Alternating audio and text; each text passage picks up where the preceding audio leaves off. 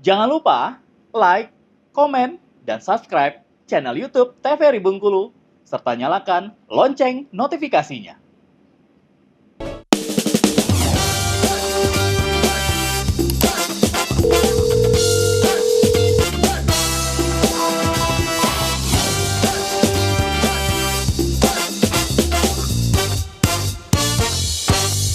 Sahabat Sehat, terima kasih Anda kembali menyaksikan Dokter Kito bersama Kita Sehat dengan tema kita kali ini mengenai trauma kimia pada mata. Nah, kita lanjut lagi. Tadi saya bertanya, ini reaksi atau gejala itu berlangsung pada saat terkena percikan saat itu juga, atau dia pada saat itu kemudian dia mengendap sebentar, di kemudian hari barulah dia bereaksi berat. Itu seperti apa, Dok? Iya, jadi untuk trauma kimia pada mata sendiri ada tadi beberapa faktor yang mempengaruhi ya, yang tadi lamanya terpapar, terus juga ada derajatnya, berapa konsentrasi dari cairannya, dan juga jenis dari cairannya.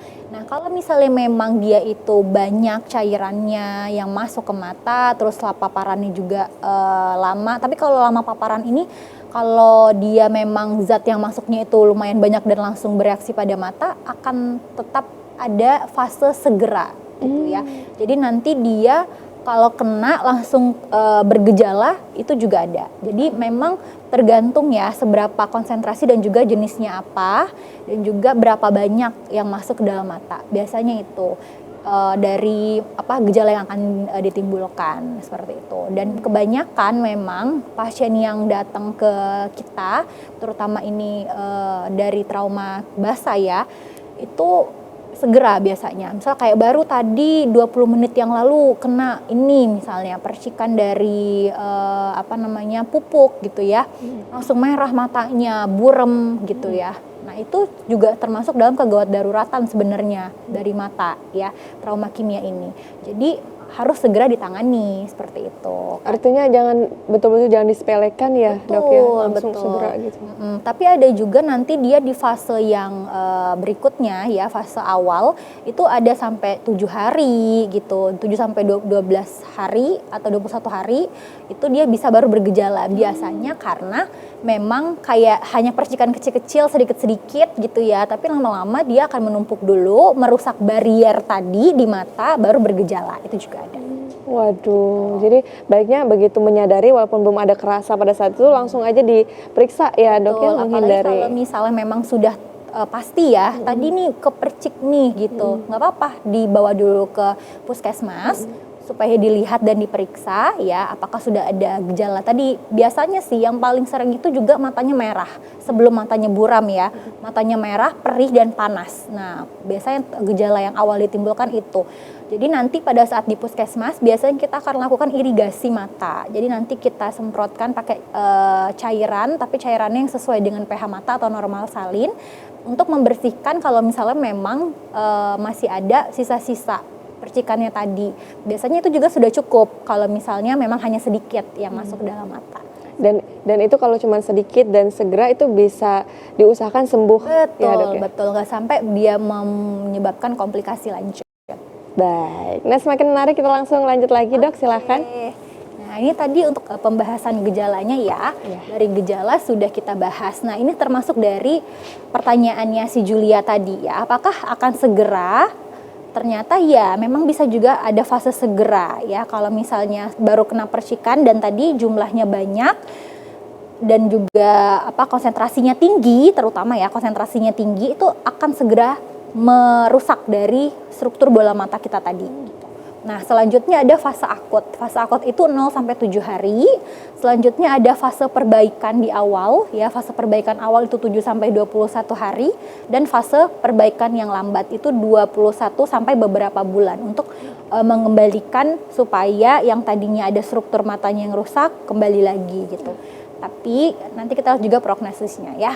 Nah, untuk fase segera, jadi biasanya gambaran klinisnya atau gejalanya itu akan segera setelah terjadinya trauma. Dan luas kerusakan dan dalamnya penetrasi itu menggambarkan beratnya dari trauma. Jadi nanti ada beberapa derajat ya untuk kita tahu ini udah sampai derajat mana gitu.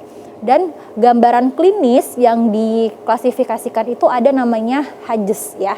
Jadi nanti kita lihat dari klasifikasi Hajjaz itu ada derajat-derajatnya dari derajat 1. Nah, kalau derajat 1 itu dia hanya erosi di epitel kornea, hanya di gambarnya ini ya. Kalau di gambar ini dikit banget nih. Nih, dia gambar kehitaman hanya di bagian pinggir matanya aja ya.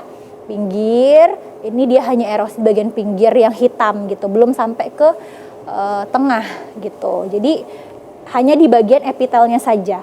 Kalau dia masih derajat 1, prognosisnya baik ya. Dan pada derajat 1 juga tidak ada iskemia dan juga nekrosis pada konjungtiva.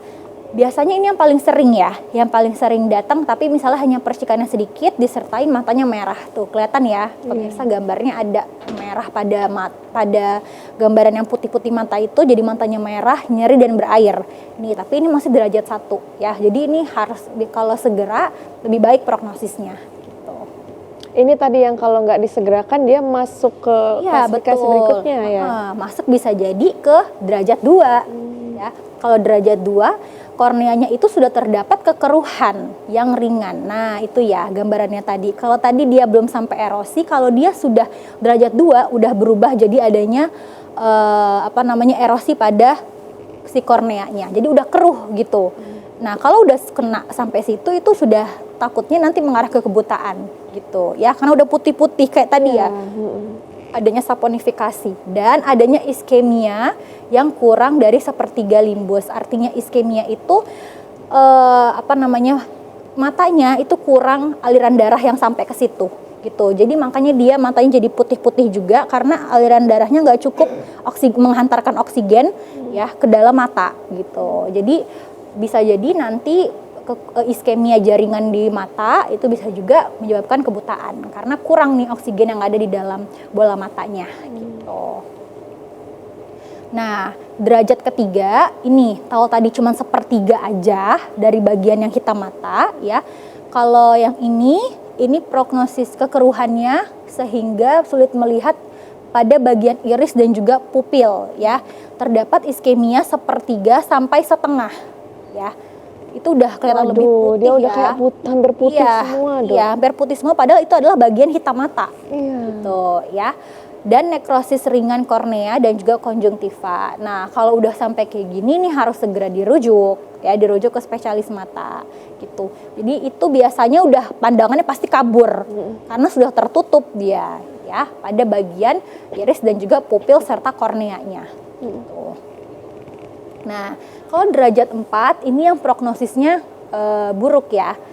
Kenapa? Karena kekeruhan kornea itu sudah tidak dapat lagi dilihat. Dan konjungtiva, sklera sudah pucat dan iskemianya lebih dari 1/2 limbus. Jadi udah banyak